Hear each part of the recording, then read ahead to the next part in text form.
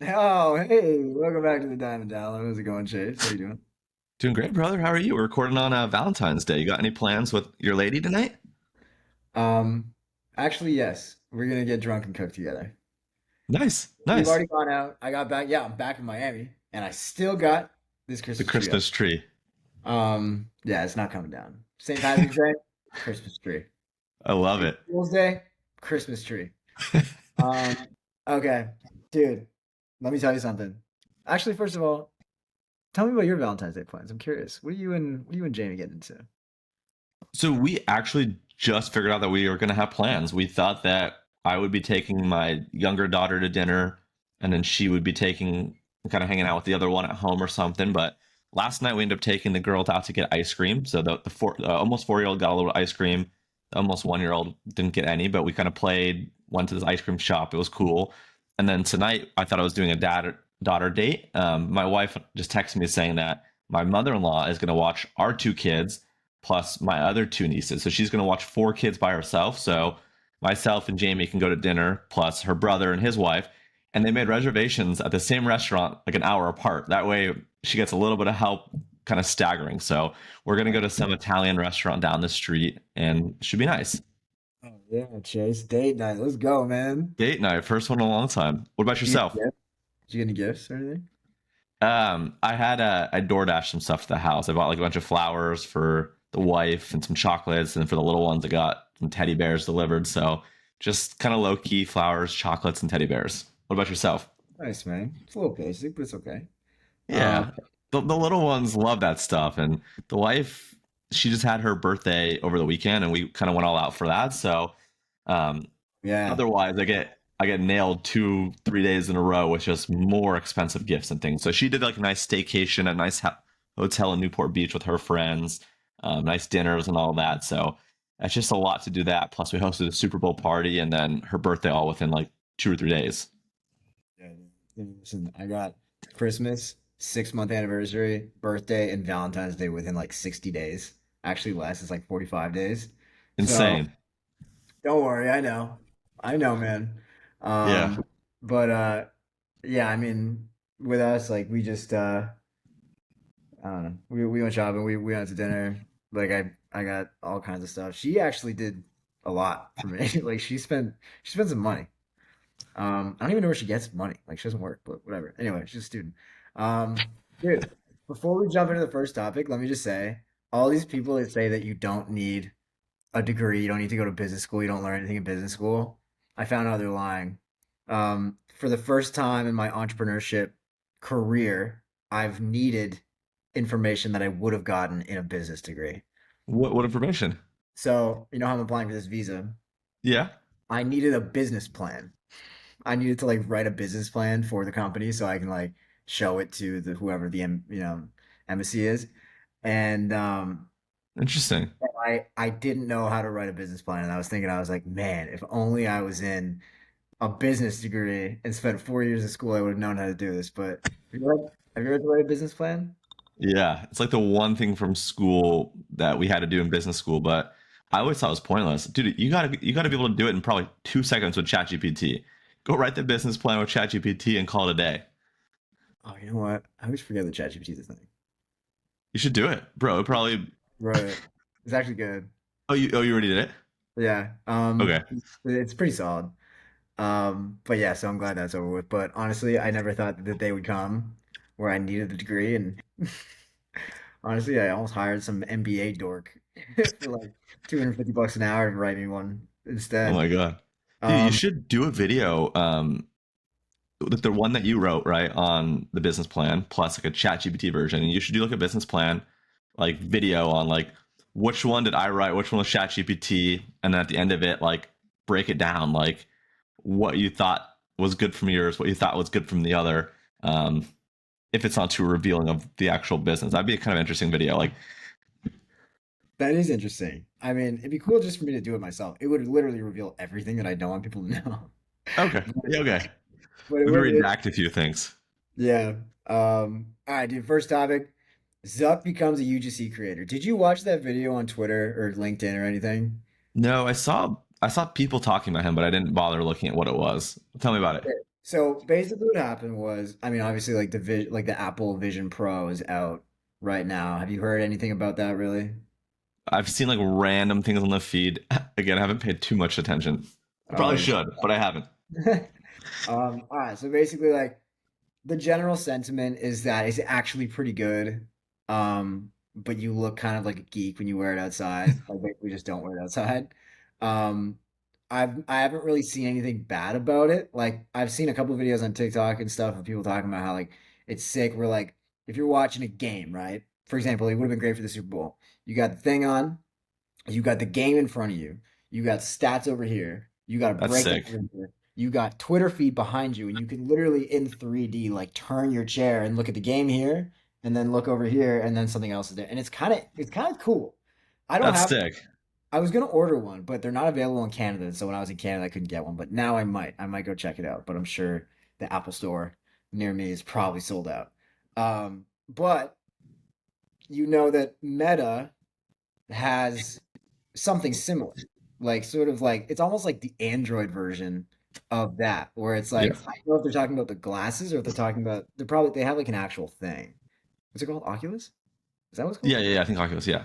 Oh, yeah. So Zuck sits down in front of a camera and basically just makes a talking head video like a TikTok. Kind of like how I do. Where like he's just talking about all the ways that like the Quest or the Oculus is better than the Vision Pro, and he's talking about how it's more comfortable, and he's talking about how it's 7 times less expensive, and like so he's basically just Damn. like like he sat down for 3 minutes, and it turns out the whole thing was like filmed on this Oculus, and you couldn't even tell because like it just looked so crisp. Dang. Um, and so it was like a hell of a sales pitch, and I'm like, I'm curious, like I wish you would have watched it because I wanted to get your thoughts on it, but I think like something interesting is like people forget that like one of the highest ROI things that you can do as a founder is like to get on camera or like to take sales calls or like to Yep. like if you're the face of the company is to sit down and talk about it. Like he's got the distribution.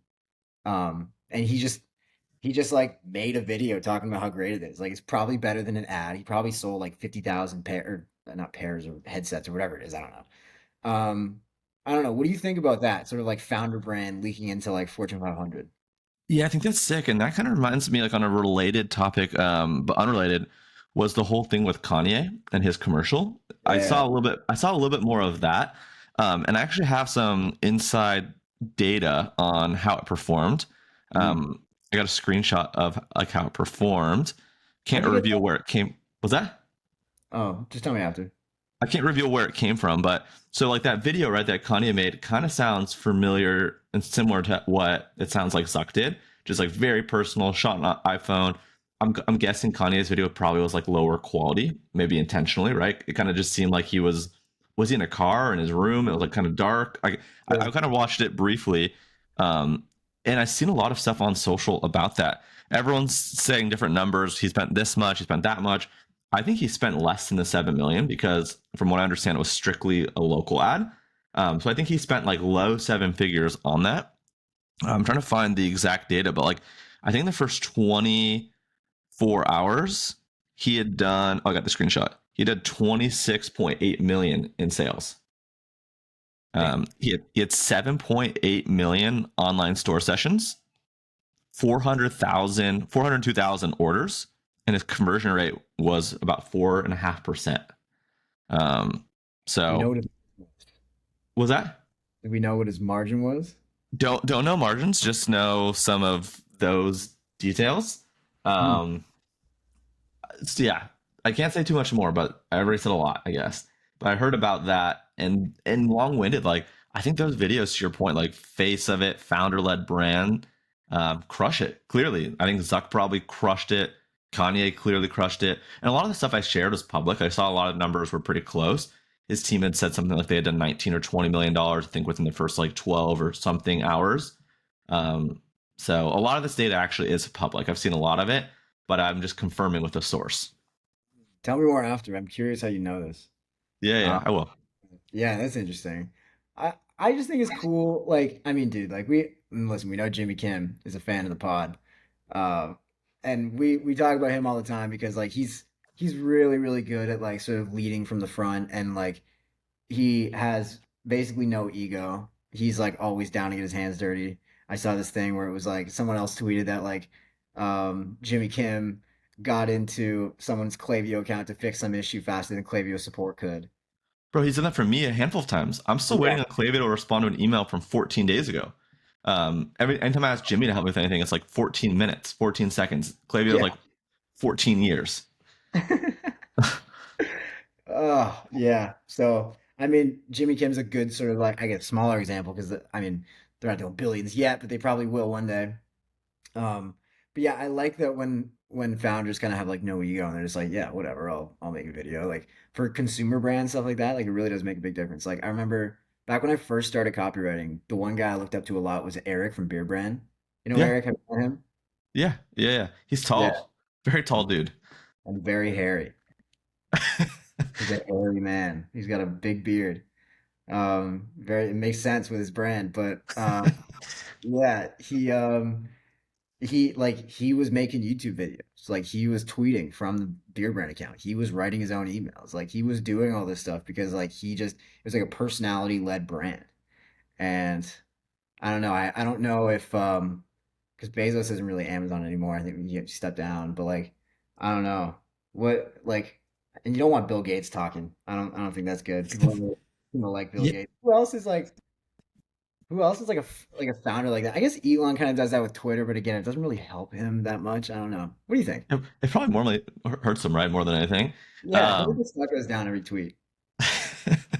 it's interesting. Like I was just thinking, like I wish my buddy Eric from Built did that. Like he's very much behind the scenes. No one really knows who he is. But this past weekend for the Super Bowl, he like sponsored and hosted the Maxim magazine party. Like he was the head sponsor. It was like Maxim magazine brought to you by Built Basics. Bro, He went. Oh, you saw that? I saw that. I think it was on someone's story or something, but I saw Built on like a Tron, and I was Yeah. like, I couldn't because you know BYLT is also a drink company, right? Ah, I didn't know that. But yeah, Yeah. it was like it was him. Like it was like the Built clothing. Dude, he sponsored this huge party in Vegas. He sent like so we're family friends with them. He sent like the whole family, all of them. In the family, one of the daughters. So his sister-in-law is married to Miles Teller. You know, Miles was there. They had tons of cool performers and athletes. And like all the who's were there, and they were just hanging out and partying with him all weekend. I think they had a suite. Like, bro, he should have documented that and just shared it with the audience and on socials and with the team. I didn't see whether he did or didn't. I'm assuming he didn't because he's very private like that. But like, talk about like great social proof, really cool experience. I mean, bro, like they were partying with Travis Kelsey and Taylor Swift and Post Malone and every who's who. Like, think about those guys and those gals rocking the brand and just being proponents. Like, can't get better than that. You can't be on a larger stage with more influential people than the group that they were with. Yeah. And yeah, that's sick. Do you think that there'll be ROI positive on that, or do you think it's just a cool thing they can do because they are so like rich, basically? Probably the latter. He had been looking at sponsoring like F1 in Vegas. I think that was maybe, I don't know, within the past 6 months. And then that was like a separate figure thing. And he ended up not doing that one because that was strictly brand awareness. It was like 7 figures or something to host like a 300-person party there. And that was just really hard, I think, to be profitable on. I think depending on like what they do with it, and maybe if they signed any like brand deals, like maybe you got to deal with Travis Kelsey, or maybe they signed some cool stuff. Potentially, it could be ROI positive, but I think that was more just like a cool flex, something cool that he did, a great way for him to just have a great time with family, friends, and folks that you want rocking your product. Yeah, it was This, cool. um, all right. You want to move on? Yeah, let's do it. Okay. So the next one is this is a segment called Getting Pitched and Learning from It. So, you talked about a while ago how you had like one of the worst sales experiences of your life. Ever. Yeah, Someone trying to sell you something and it was just so horrendous that like yeah. you just like couldn't you didn't even want the thing anymore even though you were inbound to them. Yeah, I wanted it so bad. I was ready to pay. I got it, and then I'm just like, dude, I don't want it. Like, I really want it still, but I just can't. I can't get myself to do it out of principle. Yeah. So I had the opposite. So I get pitched constantly, like especially on Instagram. Like, there's always people who are like, "Dude, short form, dude. Do you want this? Do you want this?" Email like, no, I don't want. I don't want anything. Like anything I think I need, You have. I will tap my network and someone will hook me up. Like, Yeah. I got a guy for everything. You know what I mean? So do you. Like, yeah, there's rarely ever a case where like, I mean, there's been a couple, I guess, recently, which we'll talk about next week, where someone has pitched you inbound and you've gone like, "Huh, that's an interesting idea. Okay, cool, I'll hire you." Yep. Um, but this time I actually did get completely cold pitched, and um, and it worked. Like, well, let me see if I can find. Okay, so this account comments on one of my pictures and goes, "Yo, check DM." And usually those are like scammy. Yeah, the biggest scammers. Yeah. Yeah, but the ad was, I don't know if I'm not gonna say it, but it was like an expensive ad. Like, you can tell that they paid some money for this. And the It was like message a that, nice 4 or 5 letter domain name. It's like the equivalent on social. It was like it was something maybe like Chase or Mason. It wasn't Cardinal Mason or Chase Diamond 2345667, right? yeah, no, it was a 3 word phrase that Wow. for you to buy it, it probably cost like 10, 20K. And so I was like, all right, at least I know this guy's not like, I'll give him a shot, right? So he goes, "Hey, business inquiry." I go, "You're only replying because I know you probably had to pay some money to snag this at. Good stuff. What's up?" He goes, "How are you?" And he pitches me based on something that he knows I'm already doing. So like, I buy a lot of like shout out ads, right? Because Yeah. those a lot to grow your account. And he said, I see them buying a bunch of ads. I can get you on much better pages. Example, blank, blank, blank, which I can't name. I Okay. think those audiences, with those audiences, your ROI on a post could 5x easily. We should discuss. Last client I worked with spent 250K with me on a sports betting campaign. They did $1 million in platform sales in the first month and got to 700K MRR. Pages on my network Wow. converted with any other page. Just test it out. Da, da, da. So first thing that he did is he's talking about relevant numbers. Okay, because the worst thing you can do is like pitch someone who's doing 1 million a month. Not that I'm doing 1 million a month, but you should not pitch someone who's doing 1 million a month. Be like, "Yo, I can make you an extra 10 grand in the next 60 days. Is that interesting to you?" Like, no, it's Yeah. not. You know what I mean? Like, it does, like, no one cares about that. So he's talking about like real numbers that I can sort of visualize for my business, like, um, probably even a little bit higher, but like within like the realm of possibility, like spending 250K on a campaign where he returned $1 million, which is not bad. You know what I mean? Yeah. And I said, "Word, who do you work with?" He said, "Keep it confidential. I scaled this account to this, da da da." And he's just super casual the whole time. He's not really like, he's pitching, but he's not like, he sounds like he's sort of on my level. And I said, "All right, I'm down to get on a call. In fact, you free right now? I'm at home chilling." And so I sent him a message at 8:43. At 8:47, I sent him a Zoom link. At 8:49, he hops on. Wow. Quick, right? So quick, quick, quick. And we ended up working out a deal, and I'm like, we're just doing like a trial project of like, like 6 grand, just to just see if we can, make something happen. I got a couple posts going live in a few hours, and Sick. and it's, yeah. So it's interesting just to see like, because, dude, like, I don't really pitch that often. Like, anytime someone needs something from me, they just come, like, it comes direct, like, inbound. Like, I don't seek out other people's business like outbound like that. And so it's kind of interesting to see like how stuff has changed with the times. And I think that's a really good example of someone who just like does it really well, where it's like, they make you feel like you're on the same level, that you're not way smarter than them, and you're going to be sort of like punching down, helping them grow their little business. You know what I mean? He's already got something going on. He knows what Yep. he's talking about. And then on the call, him and his partner were just super chill, just like talking about stuff from the industry, talking about stuff that like only guys who have spent some time there would know. Yep. They know people that I know. You know what I mean? Like, it was just a good, solid experience. And like, I'm probably gonna end up spending, a couple 100 grand in the next few months with them. Huge. Huge for Just, them and hopefully huge for you. I mean, it's kind of like what Adam did. He owned getemails.com, and that kind of was like a little spammy sounding, not really that professional. Dude, and he dropped, I think it was like 600 or 800,000. I forgot what he said. He dropped, two and a half a million, $1 million on retention.com. If you yeah, see retention.com or you get an email from him, it's like, all right, you're kind of eyebrows. peak a little bit. You're kind of a little bit more interested and intrigued. Like if someone owns retention.com, they must be legit, right? So I think like the very first impression that Adam gave with that domain and these guys gave with their handle, like already made you be like, all right, I don't know if I'm going to buy from you, but at least I'll entertain it, right? And I think most people never even get to the part of being entertained to buy something. So I think he did a lot right. And then also you have to be legit. Like the guy had the sauce, he had stuff to back it up. He has something that you want where it sounds like there's mutual value exchange.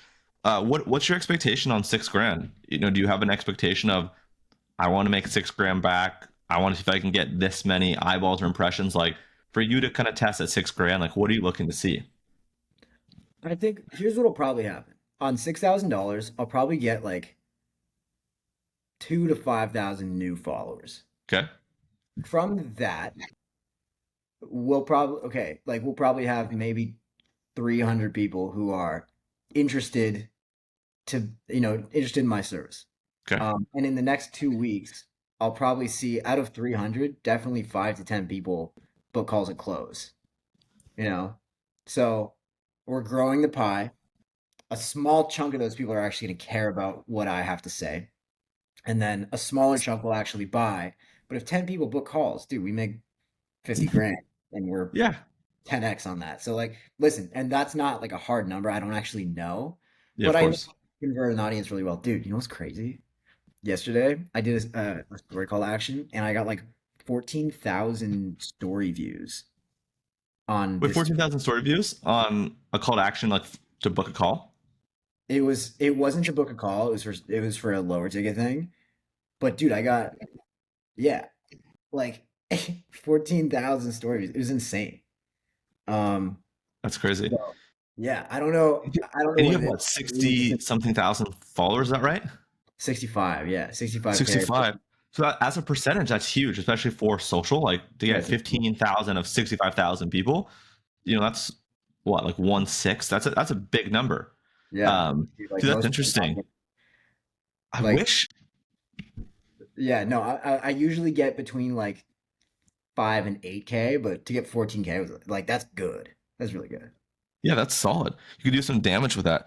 I wish Instagram worked like email, where like you could tag the source, where you could be like, okay, these are the 5,000 followers I got from these page shoutouts, and you can kind of follow their journey through book call, through conversion, so you could really say like this 6K led to a 3x in ROI. I wish you could track it that closely. You probably could do maybe a little bit of something. I also wish too, like on LinkedIn, it shows you when someone started following you. That'd be really cool if you could do it on Instagram, where you could see these 5,000 people started following me on February 14th. And then you can kind of track like from the people that start following you on this date onward, like what they do. Anyways, I wish that was something that was possible, but probably won't be. Yeah, I mean like yeah, you can see that with like regular ads and like link in bios and stuff like that, but yeah, you can't see with followers. That would be cool though. That'd be Like really it cool. would be nice if I could get a report from like what, you know, um yeah, exactly like when people, see something like on another page and when they come over, like yeah, that would be cool, but you can't really see that. I guess like the only thing that you'd have to do, right, is you'd have to almost say like on an average, whatever day it is, or an average week, we drive this much in sales and revenue. And we didn't do anything other different this week than post on these pages, and we saw this much net gain, right? That's probably like the best and potentially like the only way you can have some kind of attribution. So curious to see what you see and what you find out, but it's exciting nonetheless. Yeah. And I think honestly, dude, like part of growing up as a business owner is like learning to be all right with like I guess not knowing numbers. Like media buyers know everything. They know exactly what happens. They know every single number. Like, dude, sometimes you just put 10 grand into the universe and it comes back as 20. Sometimes that happens. Like, sometimes it takes a week for that to happen. Sometimes it takes 2 months. So like you never know. Sometimes it takes a year. Sometimes you put 100 grand down on some ads in January and you get your return back in November. Like, you know what I mean? So you never really know. But It's crazy you mentioned that. This past week alone, 4 of the leads I've gotten have been leads that came in the past 9 to 12 months. People that have been on my list for 2 or 3 years. Last year, they hit us up about working with our agency for email. I don't know what happened. Either we had a wait list or the budget wasn't the right fit, or a whole host of other reasons happened. They took sales calls, did audits, just wasn't the right fit. Four came back this week alone. Like, talk about like that long tail kind of window and attribution. It's like people have been on my list for 2 or 3 years at this point. They booked a call last year, waited a whole year. I don't know what I did. I don't know if they just kept getting my emails and had a need, if they were firing someone, if they were growing, what it was, and they came in. So I think you're right. Like, things just do happen as you put yourself out there. You have to put yourself obviously in a position to be successful, and kind of roll the dice sometimes. Hmm. Yeah. Yeah, dude. Honestly, that's crazy. Like for agencies too, it does make sense. I'm sure there's people that are in your pipeline for even longer that are gonna end up working with you. They followed you on Twitter 3 years ago, and it's like now it's time, you know. So, Crazy. um, okay, last one. Social media growth tips lightning round. So I think the way we do it is like I got three. If you got three, we'll just like say it and then maybe explain for 10, 15 seconds. I think this might have been a topic from a couple of weeks prior, but like I still think like anyone, okay, so not everyone can have an audience on social media, but I think there's always things that you can do. Because like, dude, I know a lot of people on Twitter who like have 10,000 followers and like, how does anyone want to follow you? Like you're born. But they still somehow did it. And so there are ways around it. So, and these are like just sort of brute force ways where you can just like, obviously, if you know, like there's ways where you can just grow no matter what. Like if you have a book or something like that, you have a big YouTube audience somewhere else, or something, you will grow. But if you're just trying to grow on like Twitter or LinkedIn or something like that, there's a couple tips. You know what I mean? Just a couple easy tips that you can just sort of like growth hack your way in. Yeah, you want to start? Sure. So the first one is reply to everyone. There's a handful of people that um I've followed because they reply to my tweets and I see them replying to other people's tweets that I respect. And they actually reply with good stuff. Like there are people that reply to my tweets and they're like nice people. These are people that are like very kind-hearted probably, but they're just like chat GBTing their way through engagement, where it's just like they just reword the fucking same thing that I just said in the tweet. And like, dude, Dude, sometimes I block these people because it's just like I don't want to hear from you. You know what I bro, mean? that It's happens so much on LinkedIn, and I feel like it happens a fair bit on Twitter. It's like you just regurgitated in 2 sentences, adding no value to the thread what I already said. Like, yeah. what? Why? Yeah, because they want attention from you. And they think they're gonna they're dumb enough that they think they're smart and they think that you're gonna think they're smart, so you're gonna follow them back. It's just like it's one of those. So yeah, reply to everyone, but don't be a ChatGPT bot. It's my Yeah, first one.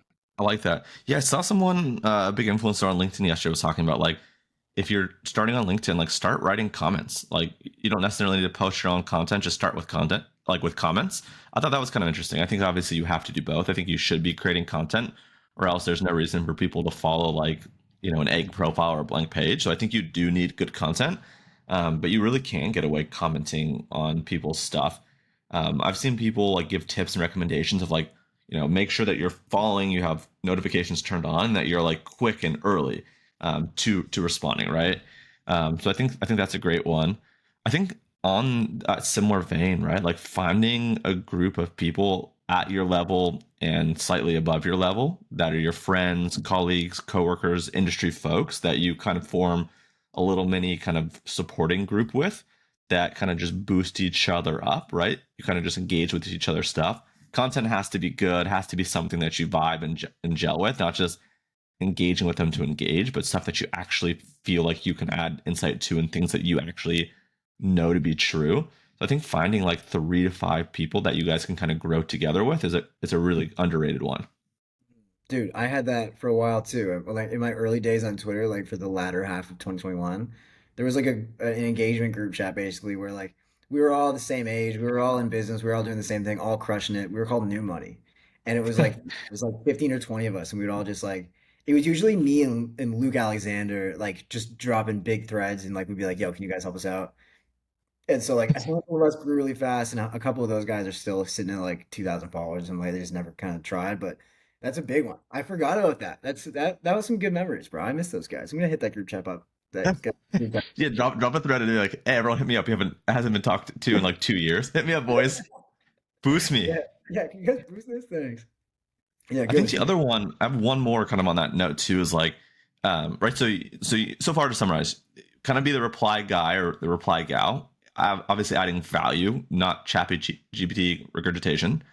Two is finding a network of like-minded folks with similar and kind of slightly greater followers than you. You can't be at 1,000 followers and expect someone with 100,000 followers to engage with you. But if you're at 1,000 followers, try to find people between 1,000 and 5,000, let's say, right? And then as you get to 2,000, right, maybe you're now trying to find people that are 2,000 to 7,000, right? So plus or minus within a couple thousand followers of you.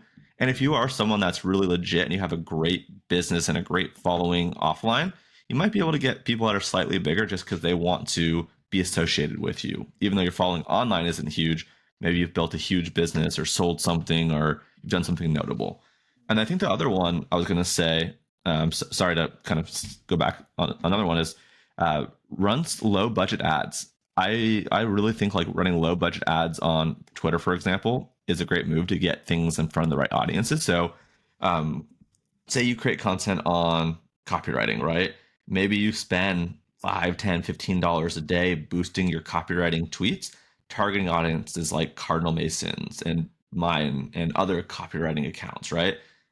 Target people maybe in the countries you care about, whether it's the US or, you know, Canada or UK or wherever you care, like Europe doesn't really matter, Asia, Africa.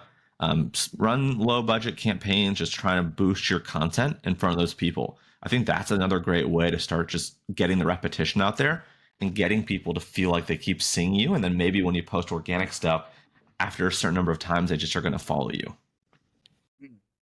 That one's interesting. I don't know if I fully agree with that. Maybe it depends on the type of audience you're trying to build, or I guess the type of demographic you're in. I think that works for you because a lot of people that are like I mean your ads are actually good. Like you're providing value. I Yeah, yeah, do yeah. see there are a couple of people that like I'm just like on a list. The only ads I get are these people. I don't even know their names. I just see them all the time, and every time I see their profile picture, I'm just like, dude, shut up. And I just end up clicking like not interested in this ad, and then they pop up with a new one like 3 days later. I'm just like, dude, I can't get rid of this guy. Um, and so like I don't know. If your stuff's good, then yeah. But I do agree that you do need distribution, and like I guess it's kind of like a means to an end. You know what I mean? Like you're gonna run ads to do it, you can do that, or if you want to get shout outs, like you can also pay for shout outs from Yep. big accounts, and they'll usually do it sometimes as a favor if you're actually cool. But you need some sort of cosign. I feel like I got a lot of cosigns early on, dude. I got stuff from you, I got stuff from Nick, I got stuff from like Lawrence King. You know Lawrence King? Yeah, yeah, yeah. Lawrence King retweeted me a couple times, and I would like actually tweet stuff with the intention of like getting their attention so that they can like retweet me. And then I knew when I was gonna get a retweet, and then I would just tweet a bunch of fire that I had in the drafts that I was just waiting until I had some sort of like cosign. So when I Smart. retweet, I would immediately just fire all those tweets, and then people are gonna see my account, go through, be like, "Oh, this guy's cool," and then follow me. And That's so like smart. so I think like yeah, as long as like when you know that distribution's coming and you have something to sort of like impress people, because like if you get a cosign from somebody or someone retweets you and all your tweets are like pictures of your cat or like you talking about what you had for dinner, like no one cares. You know what I mean? Like give people a reason to follow you. And I think 100%. sorry, do you have anything to add there? No, no, no, no. I was just saying 100% agree with you. Yeah, my last one I think is just like just give as much as you can. Like um I always try and reverse engineer like what I did because like people will ask me sometimes, like, dude, how do I grow on Twitter? And it's like, I honestly don't know. I feel like it's changed so much in the last like couple of years. Like, I honestly don't really know what to tell you. And I think like a lot of times I just tweet from the heart. Like, it's just sometimes people just like the way I write. I mean, Yep. They like you. yeah. And so like, I wait, what was the tip? What was the tip? Oh, give. Yep. Just like just give away the best stuff, dude. Like I I 100%. I think that the retweet and comment this and I'll DM you like those are good for like growth, but like dude, I feel like you can get the same level of followers if you do that same thing without asking for anything in return. Like if you have some sort of lead magnet, it might be good to just like drop something on the timeline just for people to have where it's like, yo, like Yep. I'm not gonna make you retweet this or DM me or anything like that. Just here it is. If you like it, and you think it's cool, give it a like, Yep. give me a follow, and DM me and tell me how great it is or something like that. Just be real, you know what I mean? I love that. One other thing I have, and then if you have any more, we can do one more. One I had too is like kind of piggybacking on what you said before, even taking content and like breaking it down on people. So, for example, maybe someone that's in Copy MBA course or Inner Circle, maybe they want to do like a breakdown on your funnel, or maybe they want to do a breakdown on like the psychology that Mason did to get me to buy. And they could do like a really cool thread on like, here are 5 things I learned from Mason's funnel, or here are 5 things I learned being on the inside of Inner Circle. Because the content is about something you care about, because if the content's good, the likelihood of you engaging with that content because it's hyper relevant to you is probably pretty high. So kind of just like you're talking about, you posted or created content, you probably weren't saying, Lawrence King is amazing, and then hoping he was going to retweet it, right? It's probably something about, Amazon FBA or whatever things it was that he was interested in, right? You know what I But actually what'd you do? I would like because I remember I did it the first time I went to Miami. I because I he's British, right? Yeah, I would just like do an impression of him, and I was like, good morning, gangsters." He would always say that. I'd be like, "Good morning, gangsters. It's me here. I'm going to visit Cardinal Mason in Miami for the first time, flying from Paraguay, to go visit Cardinal Mason. He's a good friend of mine. You should give him a follow." And I tweet the video, and be like, "Yeah, Lawrence King just gave me a cosign. Can't wait to meet him in Miami." And it's just a video of me. So that was actually what I did. I didn't even do any of that like FBA stuff. I've done it a couple that's times. funny. Yeah, I think That's it's funny. But I think like most people probably can't do what you did because that's really unique and funny. But I think like finding like business breakdowns on people and kind of doing that, or whatever it might be that would kind of catch someone's attention. For example, someone posted today on Twitter. This guy, he posted something like Sachin, I think is his name. He basically posted this like this infographic or whatever, this visual where he basically took one of my threads on 10 cognitive biases that you can use to write high converting copy. And he put together this nice looking visual for those that are actually, I don't nice. know if there's like a glare on YouTube watching it. Like he put together like this visual, and basically he was like a cool guide to leveraging cognitive biases, right? And then of course I'm going to engage because the content's sick. So he basically took one of my threads and put it in a really visual thing. And now like I'm definitely going to post this. I'll tag him because he did the work. I didn't pay him for it, so I'll tag him. So I think something like that's great. Like he added huge value to me by taking my stuff that was heavily written and text based and now making it highly visual. That's something that I'll post on probably all my socials and I'll tag him. Yeah, that's dope. Yeah, Yeah, that really is. cool. Um, yeah, some people can just get by just by like without even really tweeting, just because they're really good at their thing. Like there's this kid, Ecom Zeus, who doesn't really tweet much anymore, but for a while back in like 21, 22, He was doing email designs that's right. breakdowns.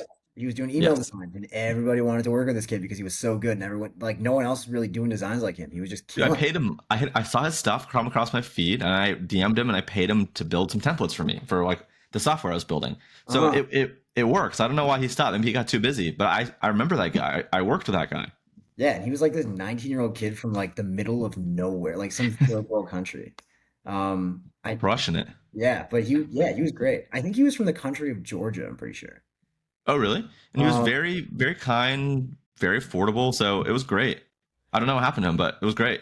I remember when I was working on Internet Kids stuff like last year, we hired him to do a couple of mock-ups for us, and like he crushed those too. So yeah, just like talent will just sometimes put you where you need to be. Love People it. just, but I mean, dude, that's really all I got. Let's see if I mean, That was um, great. That's the I think longest one. no, by far, yeah, we need to shut up. Hell Yeah, yeah. yeah. This is awesome. All right, bro. Thank you. Thanks for everybody for watching. Hit us up on socials if you want to learn more. If you have any suggestions for topics, please let us know. We've been doing this for what almost a year now, and I'm starting to run out of shit to say. So Long time. All right, buddy. Much yeah. love. Bye.